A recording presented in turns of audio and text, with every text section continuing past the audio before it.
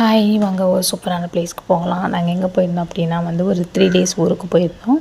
எனக்கு ஒரு ஃபங்க்ஷன் வீடு இருந்துச்சு. என் ஹஸ்பண்ட் சரி அவ்வளோ தூரம் போகிறோம்ல, சபரிமலைக்கு போகலாம் அப்படின்னாங்க. அவங்க மாலை போட்டிருந்தாங்க, அதனால் நான் போகிறேன் அப்படின்னாங்க. அவங்களும் உங்கள் ஃப்ரெண்டும் சரி ஓகே நீங்கள் போயிட்டு வாங்க, நாங்கள் ஃபங்க்ஷன் போயிட்டு வரோம் அப்படின்னு சொல்லியிருந்தேன். ஃப்ரைடே எல்லா வேலையும் முடிஞ்சிச்சு. என் ஹஸ்பண்டும் ஃப்ரைடே மார்னிங் தென்காசிலேருந்து கிளம்புனாங்க. அதேமாரி அன்றைக்கி ஃப்ரைடே நைட்டு மிட் நைட்டே வீட்டுக்கு வந்துட்டாங்க, கும்பிட்டு முடிச்சுட்டு வந்துட்டாங்க. வந்ததுக்கப்புறம் நம்ம எங்கேயாவது வெளியில் போகலாம். என் ஹஸ்பண்டோட ஃப்ரெண்டு கூட வந்திருந்தாங்க. ஸோ அவங்களுக்கு திருச்சி, அவங்களுக்கு தென்காசி குற்றாலம் அதெல்லாம் தெரியாது. சரி அவங்களுக்கு காட்டி சுற்றி காட்டலாம். மெயின் இந்த திருமலை கோயிலை காட்டணும் அப்படிங்கிறதான் எங்களோட பிளானு. இந்த திருமலை கோயில் எத்தனை பேத்துக்கு பிடிக்கும்னு சொல்லுங்கள். நாங்கள் திருமலை கோயிலுக்கு போகிற அந்த ரூட்டு தான் எடுத்தோம். போகிற வழியில் ஒரு ஃபால்ஸில் குளிச்சுட்டு ஒரு 12:30 திருமலை கோயில் போயிடலாம், கும்பிட்டுட்டு வந்துடலாம்னு பிளான் பண்ணோம். பட் நாங்கள் நினச்சது ஒன்று, நடந்தது ஒன்று. நாங்கள் போகிற வழியில் குட்டி ஃபால்ஸில் எங்கேயுமே தண்ணி இல்லை. என்ன பண்ணலாம் அப்படின்னு சொல்லிட்டு அப்படியே காரை விட்டாங்க. என் ஹஸ்பண்ட் சரி போகலாம், அச்சங்கோயில் போகலாம் அப்படின்னாங்க. அச்சங்கோயில் போகலான்னு சொல்லிட்டு கடைசியில் இந்த கார் எங்கே போணுச்சு அப்படின்னா கேரளா கும்பாரெட்டி அருவிக்கு போயிடுச்சு. எனக்கு இது புதுசாச்சுன்னு, கும்பாரெட்டி பேரே வித்தியாசமாக இருக்குது அப்படின்னு. ஆமாடி இந்த ஃபால்ஸ்க்கு நான் வந்திருக்கேன் கல்யாணத்துக்கு முன்னாடி அப்படின்னாங்க. அப்புறம் எங்களையும் எவ்வளோ நாள் கூட்டிகிட்டு வரலாம் அப்படின்னு. அப்போ தான் அவங்க சொன்னாங்க, இப்போ நம்ம குற்றாலத்தில் மெயின் ஃபால்ஸு 5 ஃபால்ஸ்லலாம் பார்த்திங்கன்னா தண்ணி மேலேருந்து டைரெக்டாக தரையில் விழுகும்.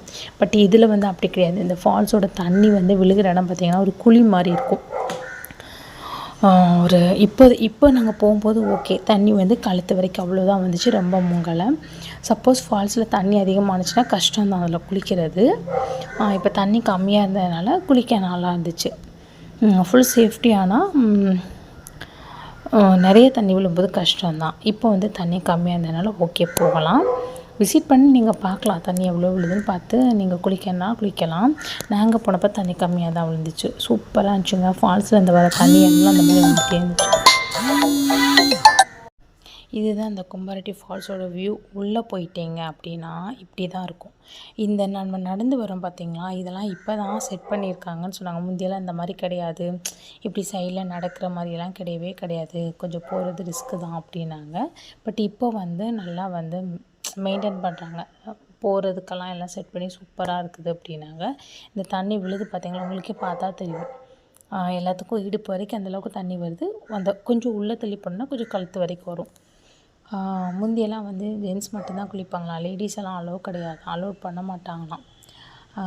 அதே மாதிரி முந்தி குளிக்கும் போது மேலே விட மாட்டாங்களாம். தண்ணி கீழே போகுது பார்த்திங்களா, இந்த இடத்துல தான் குளிக்க விடுவாங்களாம். கீழேயும் பார்த்திங்கன்னா கொஞ்சம் ஓரளவுக்கு நம்ம கழுத்தளவுக்கு தண்ணி இருக்கும், அந்த மாதிரி தான் இருக்கும், அங்கே தான்